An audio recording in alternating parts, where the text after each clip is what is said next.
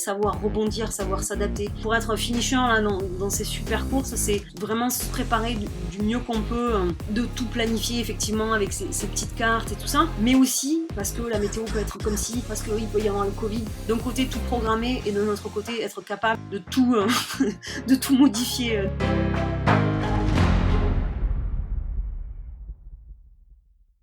Eh ben écoute, salut Maria, Bonsoir.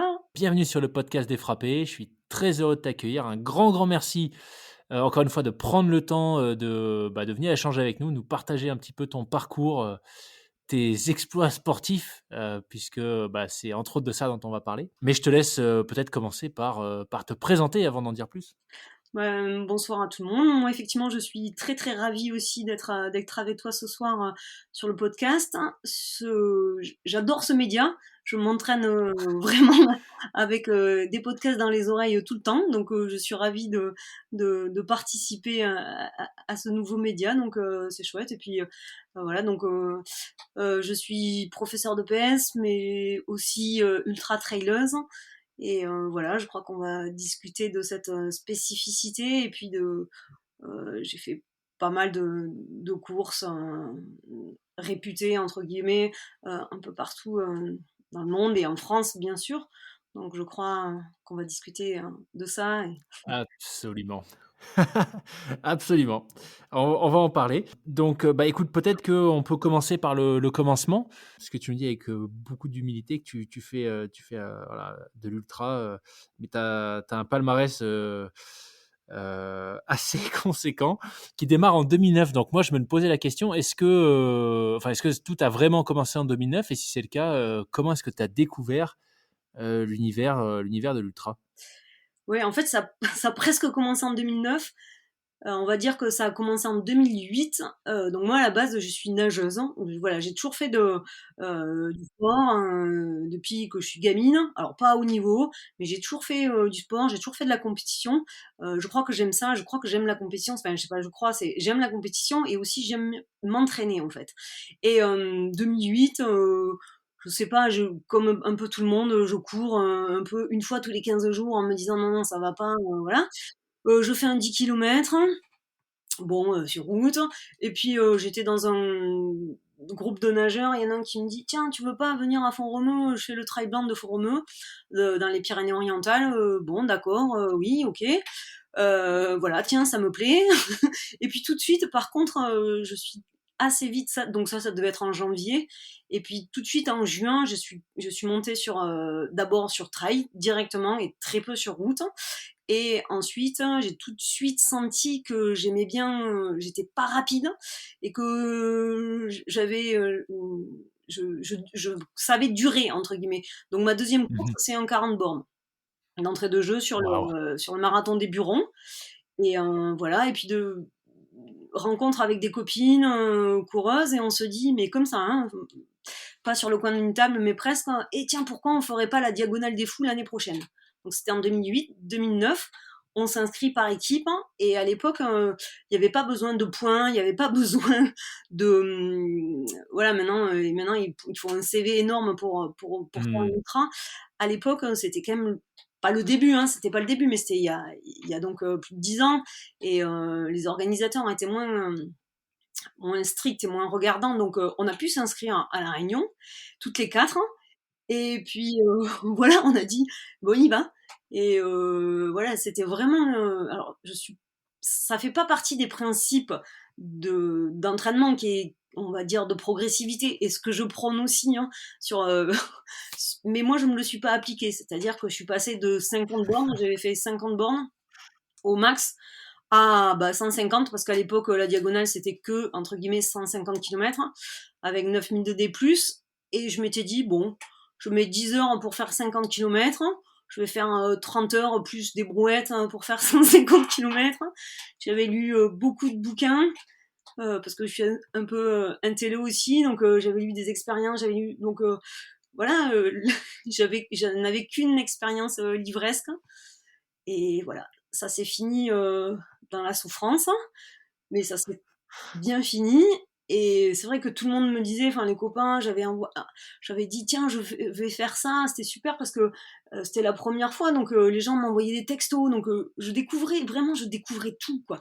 Et, euh, et après on me disait mais tu vas faire quoi? Je disais mais j'en sais rien, s'il faut à la fin, je raccroche les baskets. Je savais pas du tout si ça allait me plaire ou pas. Et en fait, quand tu arrives, ouais, c'était dans la douleur, les 30 derniers kilomètres, vraiment dans la douleur, et puis tu prends une douche, tu manges, tu dors, et puis le lendemain, tu dis, bon, allez, on fait quoi l'année prochaine, quoi. Voilà. Attends, mais c'est énorme ça. Ouais, je savais pas. Enfin, j'ai vu sur les résultats de tes courses que tu avais fait la Diagonale des Fous en 2009. Euh, mais attends, mais c'est hallucinant ça comme histoire. Donc tu commences la deuxième course que tu fais, c'est un 40 bornes.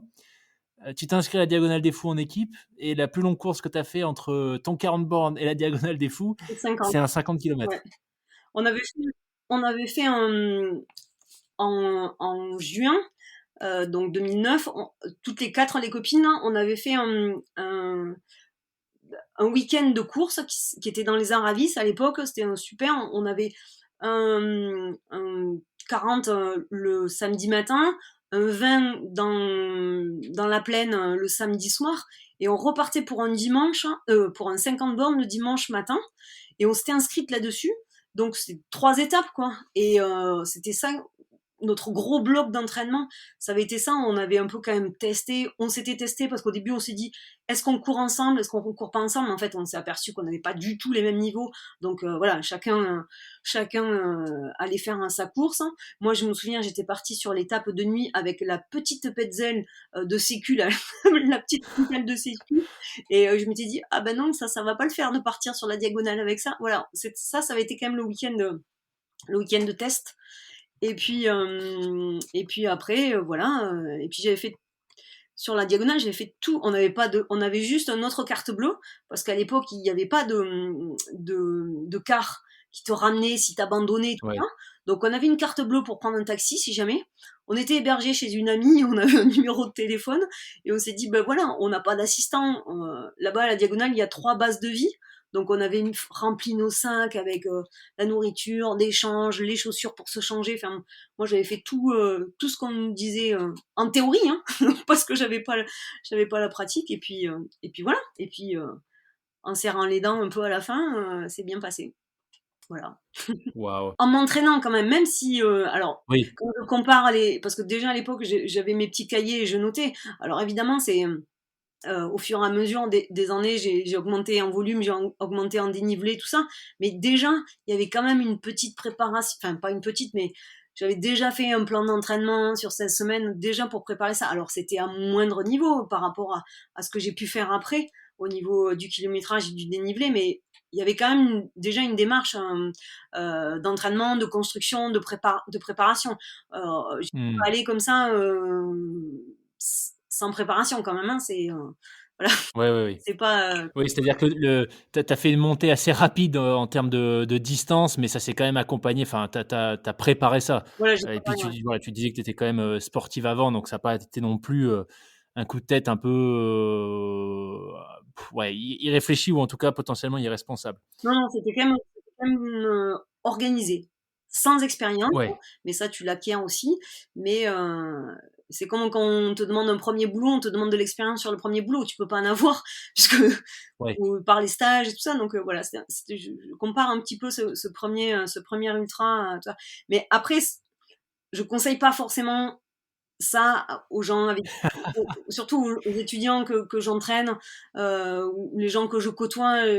Voilà, c'est pas forcément donné à tout le monde de faire un an et demi de course à pied, un ultra. Je suis pas sûre que ça soit la bonne solution, la bonne solution quand même. Bah, on va en parler justement et peut-être juste avant parce que je trouve que c'est assez impressionnant pour donner une idée de ta progression. Donc tu disais Diagonale des Fous en 2009, le circuit à l'époque, donc je pense que là, ouais, maintenant c'est devenu une course très populaire, donc tout le monde connaît, mais c'est en gros tu traverses plus ou moins la Réunion. Une diagonale, tu pars au sud-est et tu arrives au nord-ouest, en gros, en passant par le superbe cirque de Mafat, qui est, Ouais. qui est superbe, mais qui est très très technique.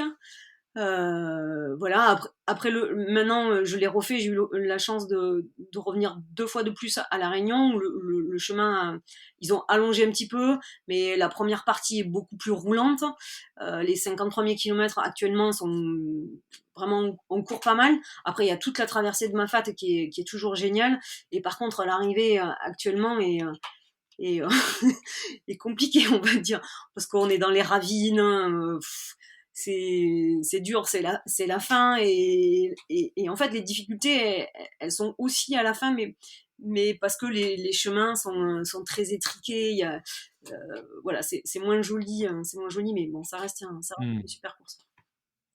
Et puis, tu me dis si je me trompe, mais je crois qu'une des difficultés, c'est aussi tout ce qui est la gestion de l'équipement parce que tu as des gros changements, du fait du dénivelé et puis de la géographie, enfin, tout simplement de la Réunion, tu as des très gros changements de température, d'humidité, et cetera à gérer, hein, c'est ça? En fait, bah, tu pars le soir, 22 heures, je crois, et tu arrives au petit matin. Alors, bien sûr, ça dépend toujours pareil de ta vitesse, mais moi, en gros, tu arrives au petit matin en haute altitude. Donc, l'an dernier, c'était gelé. Le sol était gelé, l'herbe était gelée. Donc, Ah. et après, tu sais que que tu vas crever de chaleur, il va faire 30 degrés dans ma fat et tout ça. Donc, effectivement, mais après, c'est quand même comme beaucoup de courses en montagne quand même.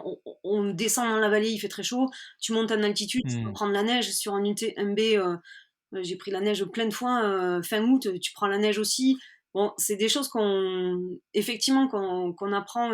Après, tu te dis, à La Réunion, ouais, il fait beau, c'est une île. Non, non, ça peut être, il peut faire frais. Les nuits peuvent être super fraîches. Ouais. Ouais. Ouais, un petit peu comme en Corse, je sais que tu as aussi fait le GR20 plusieurs fois. C'est vrai que c'est le piège, bon là, c'est plus pour même pour de la randonnée, mais on pense que, tu vois, on part en Corse en plein été, ça va être super, il va faire chaud, mais sur le GR20, bah, tu as des névés, il y a des névés en plein mois d'août, et tu as des tempêtes de neige, sur certains cols, en plein mois de juillet, Ouais, c'est pas rarissime. c'est la montagne. Il faut, Ouais, exactement. il faut être attentif à ça. Hein. C'est pas un milieu neutre, la montagne. C'est vrai que la Ouais. montagne, c'est peut-être un peu démocratisé aussi, ou en tout cas, les trailers s'amusent en montagne. Hein. Je fais partie de ça, mais peut-être sans toujours avoir exactement les bonnes connaissances. Et voilà, mais c'est jamais un milieu anodin. Alors on peut critiquer, c'est vrai que on est les champions du monde en France à critiquer par exemple les listes de matériel obligatoire qui sont des fois énormes. Il te faut prendre un pantalon Gore-Tex, un truc comme ci, un truc comme ça. Je suis la première à des fois râler, mais des fois ça te sauve la vie quand même. Je suis d'accord avec toi, ouais. Le fait que ça se démocratise, mais qu'il faut quand même rester, ça reste un milieu hostile. Oui, parce qu'on a tendance à partir tu vois, on veut s'alléger au maximum, donc on part avec nos petits shorts, avec nos petites vestes hyper light, mais c'est sûr que tant que ça va, ça passe. Mais et Ouais. puis, tu un coup de moins bien ou la météo se dégrade, et t'as passé trop de temps, tu pas rentré les situations peuvent vite, hein, se compliquer, en fait. Ouais. Donc faut faire Ouais, attention. bah, j'ai changé justement avec quelqu'un que tu connais très bien, avec, Vanessa Morales qui nous parlait de son expérience sur le Kilimandjaro. C'est exactement ça, tu vois? Quand elle t'en parle, c'est genre l'effet domino. Il y a absolument toutes les catastrophes possibles et imaginables qui se sont enchaînées à, plus de 5 000 mètres d'altitude donc Voilà. Ouais. Mmh mh. enfin, mais oui, alors pour continuer sur le sujet du trail, donc c'était pour donner une idée à celles et ceux qui arrivent à voir à peu près ce que c'est, la Diagonale des Fous, qui est juste un monstre dans l'univers du trail. Donc tu commences ton premier en 2009, donc à l'époque, c'était encore 150 kilomètres, 9 000 mètres de dénivelé positif. Tu termines juste en dessous de 37 heures. Tu te classes quand même 6e, senior. Et si je me trompe pas, le dernier, alors le dernier, c'était en 2019, il y avait non, il y avait pas que 1000 mètres de dénivelé en 2019. Non, 10 000. Ouais, voilà, OK. OK, donc 10 000 de dénivelé en 2019, 170 kilomètres et tu le termines en 35 heures 39. Donc une progression juste hallucinante en 10 ans. Et ce que je trouve cool, c'est que, bah, tu as commencé par un monstre et visiblement tu as carrément accroché. Donc je serais curieux de savoir, c'est quoi qui t'a enfin déjà, est-ce que tu dirais que pour toi cette première Diagonale des Fous, ça a été, la révélation? Et qu'est-ce qui t'a plu? Qu'est-ce qui fait que tu as continué, sur ta lancée, jusqu'à avoir des résultats, enfin, carrément, encore plus impressionnants? Oui, ce que je disais, c'est que quand je me suis lancée, je savais pas à la fin de cette course si j'allais arrêter complètement la course à pied ou au contraire, Mmh si mh. vraiment, bah, j'allais continuer là-dessus. Et en fait, vraiment quasiment dès l'arrivée, enfin une fois que t'as soigné tes petits bobos et en fait tu t'aperçois que en fait c'est rien.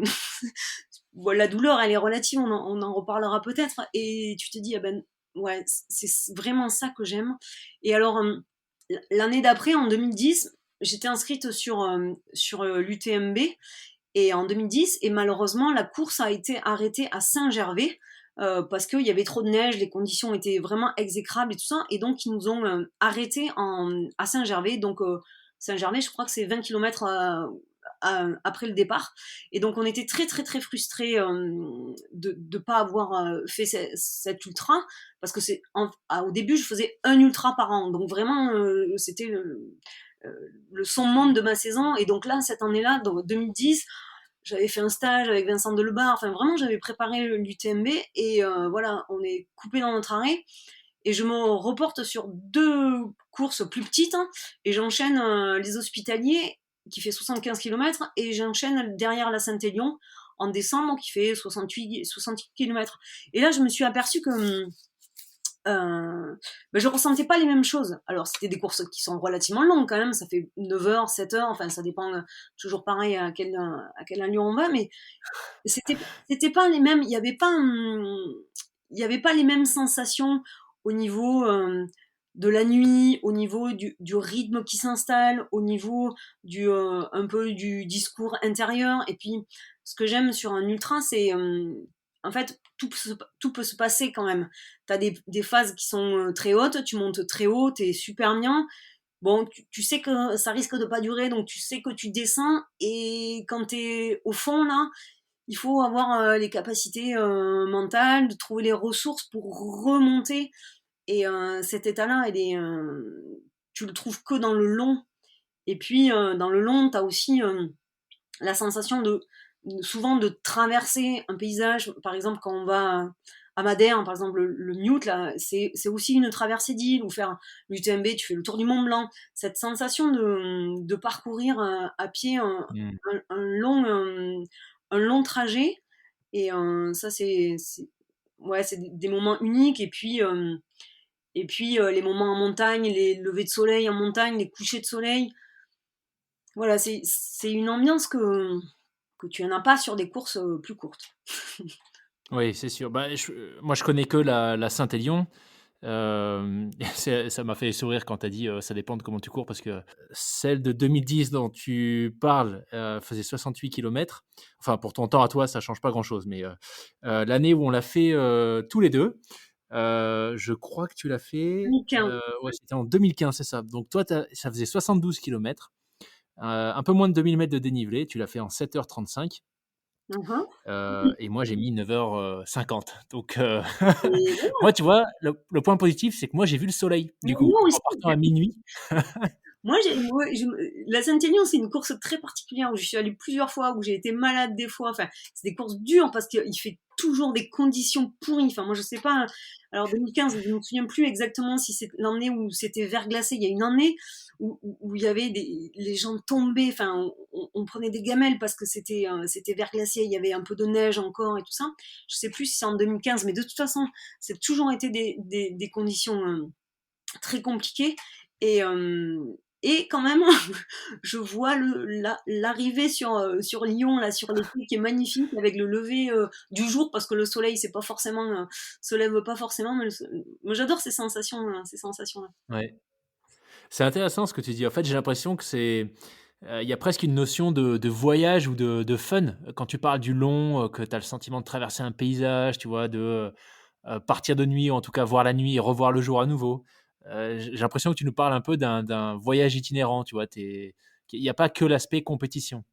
Ouais, Parce que c'est c'est tout à fait ça. Bon, après, j'aime la compétition, donc je recherche ça, mais, et puis quand j'ai un dossard, par exemple la nuit, j'ai jamais peur. Même si je suis toute seule, et souvent sur ces grandes courses-là, on se retrouve seul, hein, dans les montagnes. Alors c'est vrai que souvent ouais. tu essayes de garder un petit groupe et tout ça, mais moi j'arrive pas forcément à rester avec des gens parce que t'as pas le même rythme, tu t'arrêtes pas au même endroit. Bon, voilà. Et c'est vrai que je me retrouve seule, et j'ai l'impression que quand je porte un dossard, je suis protégée. Alors que jamais, je suis quand même plutôt trouillarde, jamais je me balade, je me balade en montagne. Enfin, je fais jamais à l'entraînement ce que je fais en compétition. Ça c'est clair que le port du dossard, tu as l'impression d'être, ouais, d'avoir pas une carapace, mais il peut, alors il peut t'arriver un pépin physique, mais je me dis, je pense jamais à la mauvaise rencontre en montagne. Vraiment, j'ai pas peur la nuit, quoi. Vraiment, c'est un truc. Ouais, j'ai pas peur en compétition, j'ai pas peur la nuit, j'ai pas peur en montagne, j'ai pas peur en forêt. Voilà, j'ai l'impression d'être protégée par mon petit dossard, et ça change rien, mais ce qui est pas du tout le cas forcément par Mmh. contre à l'entraînement, quoi. Voilà. Et Ah, par c'est contre, intéressant ça. tu parlais d'itinérance, et effectivement. J'aime aussi ce concept d'itinérance, et c'est vrai qu'avec mon groupe d'amis, c'était des anciens étudiants qui sont devenus des amis, on s'entraîne, on a un petit groupe voilà, de sparring partners on a fait plein de choses, et chaque année, chaque été, on essaie de, ouais, de faire quelque chose ensemble, comme par exemple le GR20, on monte un petit, pas challenge, mais voilà, on l'a fait en 5 étapes. Cet été, on a fait par exemple la grande traversée du Mercantour qui fait 220 km. Pareil, on l'a fait en Mmh. 5 étapes. On prend des petits sacs à dos, on n'a pas d'assistance. Par contre, on va de refuge en refuge, mais on limite le poids. On a un sac de 5-6 kilos par exemple, et ça, on adore ça pour préparer une compète, mais pas que, parce que cet été par exemple, il n'y avait pas de compète, quasiment pas de compétition, et se retrouver en montagne, et ça fait depuis le début quasiment, parce que pour préparer l'UTMB, j'avais fait un stage. J'avais fait un stage de reconnaissance avec Vincent Delebarre, qui est un des pionniers du trail en France, et j'avais fait l'UTMB en 4 jours. Et ça, depuis le début que je cours, je, dans ma préparation et dans mon plaisir, c'est aussi les deux, hein, préparation, plaisir, il y a toujours voilà, 4-5 jours où on part, un gros sac. Alors on n'est pas très efficace parce qu'on a quand même des sacs, on ne se fait pas aider en assistance extérieure. Et c'est génial parce que autant j'aime courir de nuit, mais quand tu cours de nuit, tu vois pas les paysages quand même. Tu as des sensations, Mmh. tu vois des choses, mais tu vois pas les paysages. Et des fois, sur des grosses courses, c'est dommage parce que effectivement, tu passes 10 heures de nuit, quoi. Il y a plein de... La première année, justement, à La Réunion, ma fat de nuit. J'ai passé tout ma fat de nuit, et après, j'ai vu des Ah photos, ouais. je me dis, ah ouais, c'est là où on est passé, je suis passé là. Et je râlais trop parce que c'est magnifique, ceux qui connaissent ma fat, hein, c'est un petit paradis sur terre, et ah mince, j'avais rien vu de ma fat la première année. Et bon, après, j'y suis retournée, mais Tu peux nous en dire un peu plus justement sur ta préparation? Parce que c'est vrai que quand on voit les monstres de course, enfin là, tu vois, j'ai la liste sous les yeux, c'est, 150-160-175 kilomètres, 9 000 de D+, 7 000 de D+, enfin c'est vraiment c'est 200. Ah, tu as fait le Tour, ah oui, c'est vrai, j'ai oublié même. Tu as fait le Tour des Géants 2 fois, donc encore une fois, hein, ça fait plusieurs fois qu'on en parle sur le podcast, mais le Tour des Géants, c'est 330 kilomètres, 30, ouais. Mmh. 25 000 mètres de dénivelé positif, donc c'est juste, enfin c'est un monstre absolu dans l'univers du trail. Et donc justement dans ta préparation, donc là tu viens de nous dire que tu fais les parcours, avant, tu semblais dire plutôt aussi pour en profiter un peu plus, pour voir des choses que tu verrais pas forcément en course parce que, bah, tout va plus vite et voilà, tu cours aussi de nuit. Mais qu'est-ce que tu cherches aussi à c'est quoi les autres objectifs de ta dans ta préparation et comment est-ce que tu l'abordes? Si, tu vois, il y a un aspect physique, un aspect mental, est-ce que tu le fais en équipe? Est-ce que tu le fais seul? Je serais curieux de savoir, comment tu t'organises? on va dire qu'il y a, il y a deux pôles, mais effectivement, si on repart sur le tort, mais même sur la majorité, hein, j'aime bien faire une reconnaissance du parcours. C'est bien sûr pas possible pour tout parce que j'ai pas le temps, j'ai pas les moyens d'aller, par exemple, à Madère. Je suis pas allée reconnaître le parcours en Madère, mais par exemple pour le Thor, justement, j'ai fait la reconnaissance du parcours intégral. La première année, j'ai mis 9 jours, 9 étapes. Là, j'ai eu deux copains qui se sont relayés pour faire le parcours avec moi. Et en fait, cette reconnaissance, elle a plein de buts. Elle a, bon, bien sûr, profiter des paysages, ça c'est Mmh. en montagne, tout ça, mais ça aussi, ça fait un bloc d'entraînement. De toute façon, ça fait du travail très spécifique. Donc, j'essaie de le situer, je sais pas, 5 6 semaines avant l'événement pour pouvoir récupérer, mais c'est vraiment, ça fait partie aussi intégrante de ma préparation. Parce que enchaîner 4 jours, 5 jours, 10 heures par jour. Alors on court pas pendant 10 heures par jour, on est bien d'accord, sur un GR20 tu cours pas pendant 10 heures, mais sur un UTMB il y a des parties où tu peux courir, mais tu habitues tout ton organisme, que ce soit tes tendons, tes articulations, bien sûr tes muscles, euh, vraiment au travail spécifique de la rando course. Donc ça, je trouve que c'est vraiment que c'est une clé de la réussite. Vraiment, ça fait partie de un peu de mes incontournables quand je prépare un gros objectif. J'aime vraiment faire un gros bloc là, de montagne là-dessus. Et puis ça prépare aussi au niveau diététique, c'est-à-dire que ben, tu pars sur ta journée, tu as 3-4 barres, on, on mange pas à midi, enfin à midi on a un tout petit pain de mie avec un Babybel et voilà, et bon après on se rattrape le soir. Mais c'est aussi là-dessus. Et puis ensuite il y a un autre aspect qui est pour moi fondamental, c'est aussi euh, prendre des notes. Et sur le tour, j'avais pris des notes, et sur l'UTMB aussi, sur les portions. Parce qu'en fait, ma course, hein, par exemple le tour 330 km, si tu te dis, tout est portionné, et même sur quelque chose qui est plus court, hein, mais même on peut faire ça sur une Saint-Élion, tu fais étape par étape. Et donc, par exemple, un tour, Ah. c'est de base de vie en base de vie, en gros, c'est tous les 50 kilomètres. Et donc, j'avais pris des notes sur un petit cahier. Voilà, tel col, on arrive je sais pas, à 3000, on passe des cols à 3000 sur le Thor. Il fait tant de kilomètres, mais surtout, combien de temps de montée tu estimes.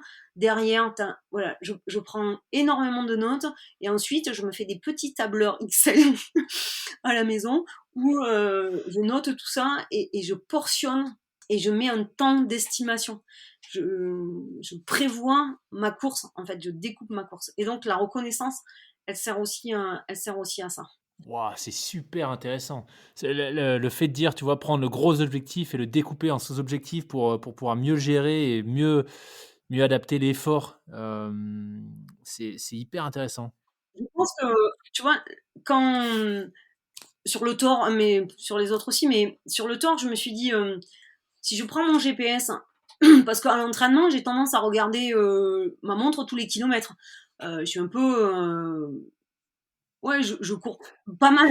Au quotidien, on va dire que je cours pas mal avec mon GPS, avec mon chrono. Je suis pas une coureuse qui part sans rien. Je suis assez, je suis pas branchée, euh, je suis pas connectée, mais par contre, j'aime bien partir avec ma petite montre. Et là, je me suis dit sur le tort, si tu regardes tous les kilomètres pendant 330, ça va pas être possible. Donc en fait, j'avais déconnecté ma montre et je n'avais que l'heure et l'altimètre.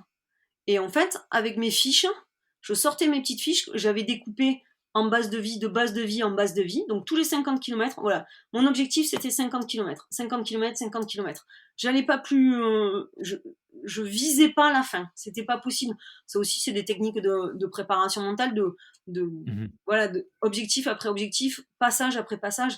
Mais ça se fait aussi sur des courses qui sont plus courtes, parce que ce qu'on disait un peu au début, un ultra, c'est des hauts et des bas, et tu peux partir très bien, ou au contraire ne pas être du tout dedans.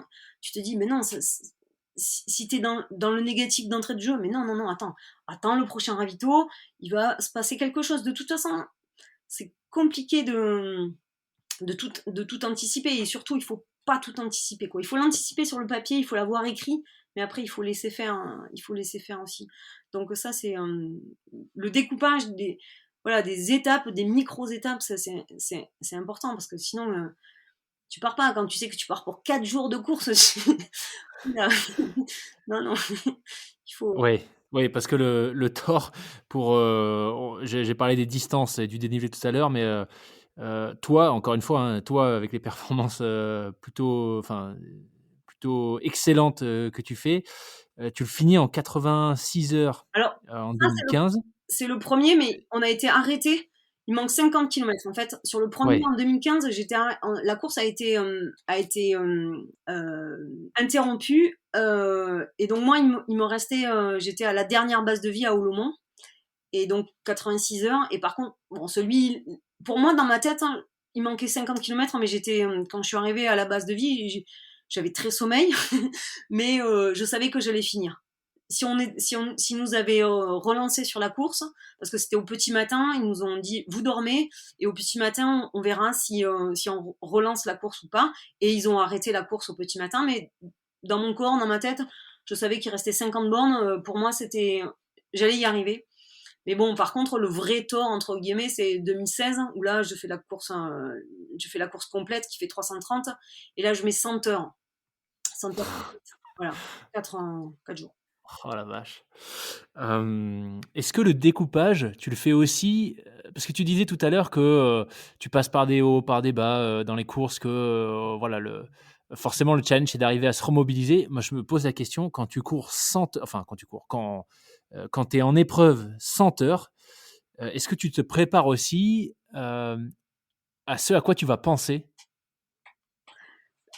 Effectivement, c'est un exercice là un peu d'imagerie mentale et d'aller chercher dans les stratégies de coping, de stratégies de faire face, justement pour un peu rebondir, pour casser un peu la spirale négative. Si tu commences à tomber dans la spirale négative, on te recommande la préparation mentale de te faire un petit euh, portefeuille, on va dire, d'images positives, de Mmh. savoir et de t'ancrer sur, un- sur des images positives, de faire surgir des choses qui te tiennent à cœur et qui te reboostent. Voilà. J'en parlais il y a pas très longtemps avec Marie-Laure Brunet, qui est une ancienne biathlète de l'équipe de France, de Font-Romeu aussi d'ailleurs, du Mhm. Sud-Ouest. Et elle parlait justement de comment elle avait mis en place, ce genre de stratégie d'ancrage. Et pour elle, c'était des ancrages verbaux. Donc tu vois, quand elle arrivait sur le pas de tir, boum, un mot et elle arrivait à se remobiliser. À se reconcentrer, oui. Heu, Oui, moi, j'ai travaillé justement sur le temps. J'ai travaillé avec un médecin du sommeil, un spécialiste du sommeil, justement pour organiser les phases de repos. Et j'ai travaillé un petit peu avec une psychologue aussi du sport, avec qui on avait fait un, un petit mantra, enfin, voilà, une petite routine, pardon, une petite routine sur des mots à se répéter. Voilà, c'était une routine. Je mettais de côté tout ce qui s'était passé. Ça s'était bien ou mal passé et on se refocalisait sur ce qui allait arriver. Voilà, rester un dialogue toujours positif, justement pour pas ressasser. Voilà. ouais. Ce qui s'est passé les 50 kilomètres avant, ça peut être bien, ça peut être négatif, mais il y a les 50 suivants et là, tout peut arriver aussi différemment et des choses comme ça. Et c'est important. Quand tu sais que tu te lances sur une course aussi longue, tu te fais pas une liste des sujets auxquels tu vas penser, pour, tu vois? Parce que j'imagine qu'au bout d'un moment, tu penses pas que à ta course, à ta respiration, à ta foulée, ou alors, je sais pas, ou si, tu arrives à faire ça? Non, non, alors, moi, je suis assez férue de restaurants, de cuisine, de pâtisserie. Et sur le temps, j'imaginais des cartes de restaurants, donc restaurants virtuels que je pourrais ouvrir. Voilà, voilà. OK, ah ouais. Et, Et alors ça a donné quelque chose de concret? non, Non? Voilà, Bah, en senteur, ça aurait pu, hein. la nourriture prend une place assez importante dans mes préoccupations, on va dire, et dans mes passions, parce que c'est pas que, enfin, préoccupation, c'est un peu négatif, mais dans mes passions, et c'est vrai, c'est quelque chose à laquelle je pense pas mal sur l'organisation. Tiens, je pourrais faire ça. Tiens, ah oui, j'ai vu cette recette. Voilà, ça m'occupe pas mal. Et sur le tort, j'avais fait vraiment, j'avais poussé loin les concepts de cartes de restaurants fictives. Excellent et je crois que tu es une adepte, comme Sarah, de patates douces pour l'alimentation en course, je me trompe pas? L'alimentation en course, c'est quelque chose qui est très compliqué. Euh, Ouais. Ça fait partie des compétences à avoir en ultra. C'est tout bête, hein, mais il y a un nombre incalculable d'abandons sur problèmes gastriques, que ce soit Mmh mh. gastrique haut ou bas, et des gens qui n'arrivent pas à s'alimenter et donc qui abandonnent. C'est vraiment une compétence super importante, quoi. Tu peux avoir une super VMA, mais si tu n'arrives pas à t'alimenter, au bout de 10 heures, de toute façon, ça va être compliqué. Tu peux tenir sur des choses courtes, hein, tout ça, mais au-delà, ça va être compliqué. Et, euh, et moi, c'est encore un... Je fais, je fais des erreurs encore. Je fais encore des erreurs, même après 10 ans, et tu te dis, ah, là, tiens, la prochaine fois, enfin, c'est pas... c'est, j'arrive pas à avoir quelque chose de très carré, parce que mes envies aussi changent beaucoup Mmh. au moment de la course. Aussi, ça dépend de la chaleur, ça dépend de si t'as un assistant qui peut t'aider. Enfin, c'est vraiment un sujet super compliqué. Alors, c'est vrai que en ultra, j'essaie de, quand je peux, de boire du bouillon avec des petites pâtes, par exemple. Ça, c'est quelque chose que OK. j'aime beaucoup. Ça, souvent, sur les ultras, il y a ça. Donc, parce que moi, il y a aussi la problématique du temps. Pour moi, manger, c'est perdre du temps, donc il faut trouver le bon rapport entre se poser, et c'est quelque chose que j'ai vraiment du mal à faire, alors que c'est une fausse perte de temps, hein, parce qu'après, si j'arrive pas à m'alimenter, après, si je prends une hypoglycémie derrière, j'aurais pas gagné du temps, mais j'y Ouais. vais avec l'âge de, et l'expérience de me poser un peu plus, mais c'est compliqué. Donc, bouillon, pâte, effectivement, la patate douce, c'est super. Il y en a vraiment pas beaucoup. Il y en a à Madère, il y en a à La Réunion, par exemple. C'est quelque chose que les assistants peuvent nous amener. Donc ça, c'est super. Et en Italie, le Thor, c'est dans le Val d'Ost, et le Val d'Ost, la vallée d'Ost, c'est la polenta. Leur spécialité, c'est la polenta. Et là, c'était super, parce que sur le Thor, je me suis dit, si tu dors pas, si tu manges pas, c'est pas possible, tu vas jamais arriver au bout. Donc là, je me suis vraiment mais forcée à me poser. J'arrivais à manger de la polenta, des pâtes, hein. Voilà, c'était important. Mais ouais, c'est une donnée qu'il faut vraiment prendre en compte à l'entraînement. Mais à l'entraînement, en fait, on dit tester tout en entraînement. C'est vrai, dans les conseils, on te dit il faut que tu testes toutes les barres, il faut que tu testes tous tes gels, toutes tes boissons à l'entraînement. C'est pas faux. Mais à mon sens, à l'entraînement, beaucoup de choses passent. À l'entraînement, je suis capable de manger, en tout cas personnellement, je suis capable de manger du pain de mie, je suis capable de manger des choses que je ne peux absolument pas avaler en course.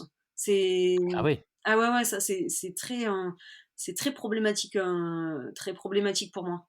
Donc et tu crois que c'est quoi la différence? C'est, une question de pression ou d'état d'esprit au moment de la course? ouais, je sais pas. Je pense qu'aussi on peut pas reproduire euh, l'état de ton estomac au bout de 10 heures de course à l'entraînement. C'est Ouais. pas possible, quoi. Donc il y a ça, il y a mécaniquement euh, un estomac qui est en manque d'irrigation sanguine, parce que tout ton sang il va dans tes cuisses et pas et pas sur toutes les parois intestinales. Donc il y a ça aussi, tu peux pas reproduire à l'entraînement ton état de compétition. Et puis oui, il y a cette question aussi un peu, pas de stress, mais d'énervement, de speed, j'ai envie d'aller vite, hein, j'ai envie de Mmh. voilà, il faut pas trop que je m'arrête et tout ça. Donc si tu t'arrêtes pas forcément pour avaler des choses solides, c'est compliqué quoi. Ouais. Ouais. Waouh! Ouais, effectivement, c'est vrai que sur des distances comme ça, le facteur, alimentation, enfin quand tu cou ouais, sur 100 heures, c'est juste impossible. Enfin d'ailleurs, oui, dans l'alimentation, tu inclus l'hydratation, donc comment tu fais pour gérer ça, sur la durée? Parce que sur un Thor, si c'est tous les 50 kilomètres, tu as combien d'eau avec toi quand tu cours? En fait, quand sur une course où j'ai un assistant ou une assistante, je pars avec un litre de boisson énergétique que je me fais maison, un petit jus de citron, un peu de OK, sirop d'agave, un peu d'acérola, un peu par exemple du sel sur des grosses courses. Et ça, quand je croise mon assistant, on change les poches à eau, je repars avec cette OK, boisson-là. Ça, c'est l'idéal. Et après, on a des flasques. Maintenant, c'est pratique. On a des flasques et les flasques, c'est facile à remplir au ravitaillement. Hop, tu prends de l'eau, des fois du coca. Par exemple, mes deux derniers diagonales des fous, j'avais pas d'assistant. J'étais toute seule, donc pas de boisson énergétique parce que c'est trop compliqué hein, à faire le plein, tout ça. Eh bien, coca. Coca, ouais. coca coupé, voilà. C'est un classique en ultra, et puis bah voilà, ça passe bien. J'en bois quasiment jamais. Je dis pas jamais parce que c'est pas vrai. Je suis pas, je, je suis pas contre le coca de temps en temps, mais en course, hein, voilà. Donc poche à eau si je peux, et sinon flasque, hein, voilà. Et un peu chameau. Je suis pas un peu chameau quand même. Quand je fais les totos sur les courses, hein, un peu chameau. Mais bon. Mmh. Le poids, il y a aussi le poids, l'eau, il faut la porter. Alors Et oui, c'est c'est sûr. totalement idiot. C'est comme l'alimentation. C'est un rapport en course, c'est le rapport entre bénéfice-risque qu'on retrouve partout et qu'on retrouve dans l'alimentation, qu'on retrouve dans l'hydratation, qu'on retrouve dans le matériel, qu'on retrouve voilà. Bénéfice-risque sur une course. Mmh. Euh, Ça m'a une fois porté préjudice sur la West. J'avais eu un dossard sur la Western States hein, en Californie et c'était génial. Et puis j'ai été prétentieuse et présomptueuse en me disant ben non, ça va, il fait pas chaud, il fait 35, je suis en Californie, il y a des ravitaux tous les 10 kilomètres, ça va quoi. Ça va, oui, oui, ça va. Au bout de 90 kilomètres, ça allait plus quoi. Il a fallu que je mette le clignotant et je m'en mords les doigts 5 ans après parce que j'ai plus de dossard pour aller aux États-Unis. J'ai pas eu la chance d'être retirée au sort sur ces courses-là. Et donc, et là, je me suis dit, ah oui, quand même, l'hydratation, ça sert. Mais j'ai pas eu, malheureusement, j'ai pas eu la deuxième chance de, voilà, de mieux gérer ça, quoi. Parce que c'était la première Mmh. fois où j'étais confrontée à ce problème de l'hydratation. Parce qu'après, dans toutes les autres courses, j'ai jamais été trop confrontée à un problème d'hydratation, quoi.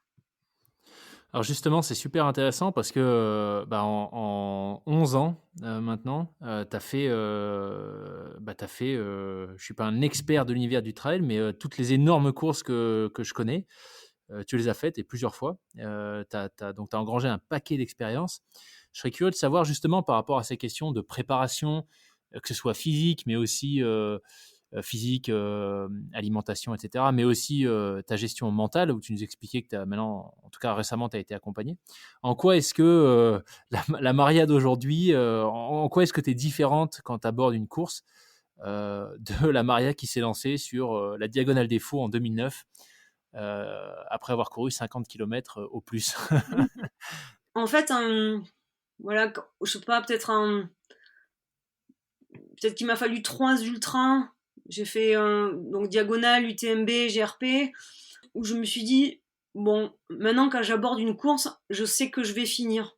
Je crois que la grosse différence, elle était ça. Si physiquement, il n'y a pas y a pas de pépin, hein, si je me blesse pas, si je suis préparée, si je prends le départ d'une course, euh, maintenant, je suis capable de dire, je suis capable de finir. Ce qui n'était pas du tout le cas sur mes premiers ultras.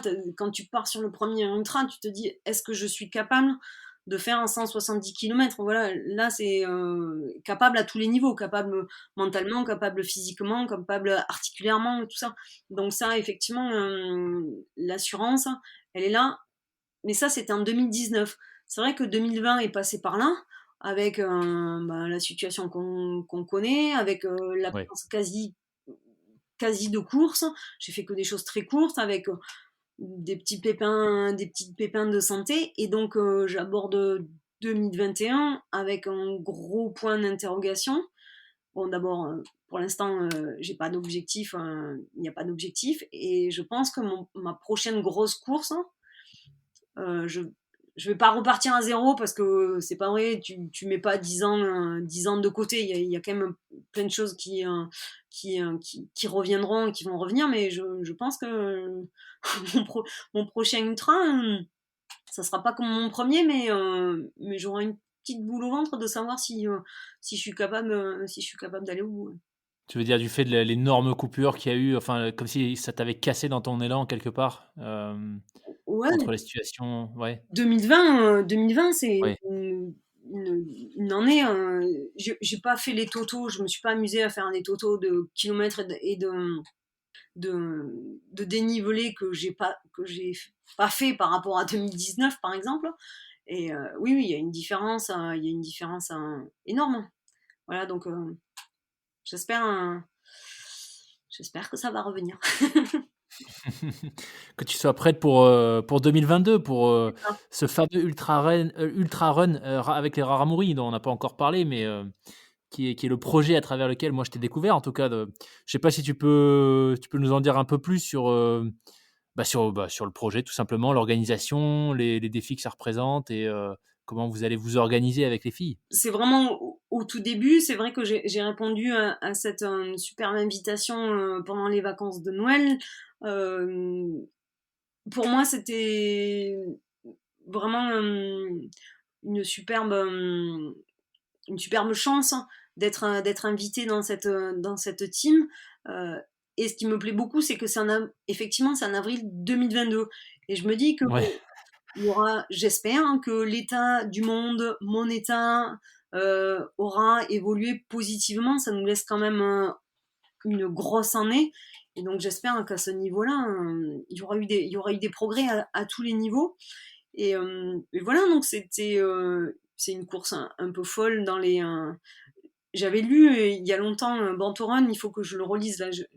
ouais. J'ai prévu de m'y replonger pour me réimprégner de l'ambiance de course mexicaine dans les canyons, avec un peu l'essence du trail, avec ces Mexicains qui courent pas pieds nus, mais presque, avec tellement loin de nos courses hyper sophistiquées, de notre matériel hyper sophistiqué, tout ça. Et ça me, ça me plaît bien, ouais, ouais, d'aller se frotter cet autre monde. C'est super intéressant. Ce que tu disais, c'est que effectivement, j'ai pas fait le tour, hein, loin de là, il en manque, mais je suis allée voir un petit peu partout. Je suis allée à l'étranger aussi, courir sur des courses, on va dire, classiques, même si ça reste des gros ultras. Et c'est vrai que maintenant, j'ai aussi envie d'un peu plus d'aventure entre guillemets. Mmh. L'an dernier, j'avais prévu de partir en courir au Pérou, voilà, sur des courses un peu plus atypiques, d'aller faire la Bob Graham en Angleterre, d'aller courir la Glencoe en Écosse, voilà, sur des parcours un peu plus routes entre guillemets, loin des grosses organisations. Et là, ce projet au Mexique, où on va être une équipe de Mexicains, deux équipes de francophones, à essayer de se mesurer avec tous les. J'aime pas trop l'opposition entre les deux, quoi, mais de se mesurer, voir si des athlètes de très haut niveau, surtout chez les garçons, peuvent se comparer avec les Mexicains qui connaissent par cœur ces chemins, qui connaissent par cœur ces différences. Là aussi, je pense qu'au niveau différence de température, ça va être assez important, et au niveau de la préparation aussi, parce que c'est en avril. Donc chez nous, avoir chaud en avril, Ouais. C'est pas la bonne saison. On peut être monté en altitude parce qu'on peut aller on peut aller voir de l'altitude. Ça, c'est pas trop important, mais l'acclimatation au niveau de la température, de la chaleur, euh, honnêtement, je m'y projette pas encore du tout parce que c'est trop loin, parce que vraiment, j'ai du mal, j'ai du mal à- j'ai dit oui à ce projet parce que justement, c'était rebondir sur quelque chose, mais rebondir dans 14 mois. Et donc, Ouais. OK. Bon, écoute, bah, on suivra en tout cas, je mettrai les liens en description de l'épisode, mais on suivra, enfin, je donnerai la possibilité aux personnes qui nous écoutent d'aller suivre le projet. Je crois que pour le moment, il y a qu'une page, Facebook, mais j'imagine que, voilà, il y aura du contenu publié au fur et à mesure que la date, du départ se rapproche. oui, pour l'instant, sur la page, vous pouvez retrouver tous les portraits de tous les Ouais, aventuriers. En fait, il y a une équipe élite avec Julien Chaurier, par exemple, enfin vraiment des très gros coureurs, et une équipe plus typée aventurier, mais avec des gens qui font des trucs de fou, des trucs extrêmes aussi, dans tout, pas forcément qu'en trail, quoi. Voilà. ouais. Ouais, bah, d'ailleurs, il y a Caroline Côté qui est passée sur le Ah, podcast, photographe, cinéaste, réalisatrice d'aventures, québécoise, qui était juste géniale. Donc, je mettrai aussi, ce sera l'occasion de remettre le lien pour, cet épisode. tout à fait, ouais. Excellent! Eh bien, écoute, Maria, on arrive déjà à la fin. Franchement, un grand, grand merci. C'était passionnant de t'entendre, nous raconter un petit peu ton parcours, comment est-ce que tu t'es lancé, sur une diagonale des fous, 1 an. Au final, c'était quoi? Moins d'1 an après avoir commencé vraiment à courir? Voilà, j'ai commencé 2008, début 2008, et puis ouais, un an et demi, allez, un an et demi. Écoute, ouais, bah, c'était ouais, c'est on a bien compris, hein, tu as été très clair, donc ça, c'est cool que c'est pas forcément le parcours que tu recommandes, en tout cas, à tes étudiants, à la fac, mais toi, c'est ce que tu as fait avec beaucoup de succès, visiblement puisque tu as, bah, non seulement continué, mais en plus tu as carrément, continué à performer et à t'améliorer et bah, c'était chouette d'avoir, ta perspective et ta vision des choses sur la préparation. Moi, en tout cas, tu vois, je repars avec un petit outil qui est cette notion de découpage des objectifs. Je trouve ça vachement intéressant, pour du long, même si c'est pas forcément quelque chose que j'utiliserai parce que je fais pas de trail, de cette distance, mais pour de la rando, tu vois, je pense que c'est ou des treks, ça peut être cool aussi donc merci beaucoup encore une fois pour tous ces partages, Merci à toi de et m'avoir invité, de m'avoir écouté. J'espère que ça donnera des idées, des idées aux- pas aux spectateurs parce qu'on est, on n'est pas sur un aux écouteurs. Voilà, donc ça c'est génial. Et puis oui, juste le découpage des objectifs, il est, je pense, super important, mais dans tout, dans la vie, ouais, pour l'entreprise, dans tout, pas forcément qu'en ultra.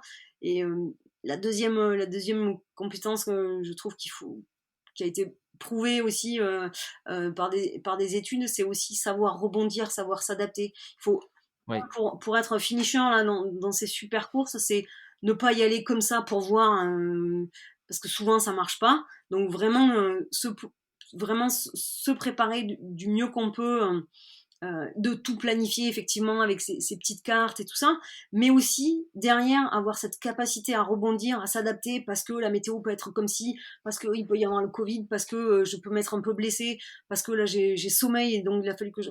Voilà, donc tout ça, mais dans la vie, c'est un principe aussi qui je crois, peut s'appliquer à beaucoup de situations dans la vie, quoi.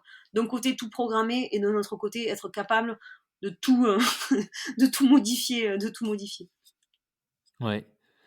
Super intéressant, ça me fait penser à une citation, de Einstein, en fait, c'est pas pour faire le malin, mais qu'on m'a partagé récemment et qui dit que le succès enfin Einstein disait: «Le succès arrive toujours lorsqu'une opportunité rencontre la préparation». Je trouve intéressant, Ah, ça ce que rejoint tu viens de bien, partager. ça rejoint bien cette idée-là, ouais. Ouais, super. Et ben, écoute, encore un très, très grand, merci Maria, je mettrai les liens. Pour les gens qui veulent te suivre, c'est quoi le plus adapté? C'est ta page, Facebook? J'ai une page Facebook et j'ai un compte Instagram. Voilà, OK. Ça marche. Justement, Bah, je me note tout ça. je suis pas une férue des réseaux sociaux, mais un minimum, un minimum. Voilà, Super. Bah, écoute, je mettrai tout ça en description. c'est gentil. Encore une fois, un grand, grand merci. Merci pour ton temps. Merci de nous avoir fait voyager dans l'univers de l'ultra long, j'en suis sûr d'avoir inspiré plein de gens à se lancer, pas forcément, que sur l'ultra, mais, en tout cas, appliquer ces quelques exercices, ces notions et ces concepts que tu as bien voulu partager avec nous. Avec plaisir. Un grand plaisir à tous. Merci à vous. Merci Maria. Merci.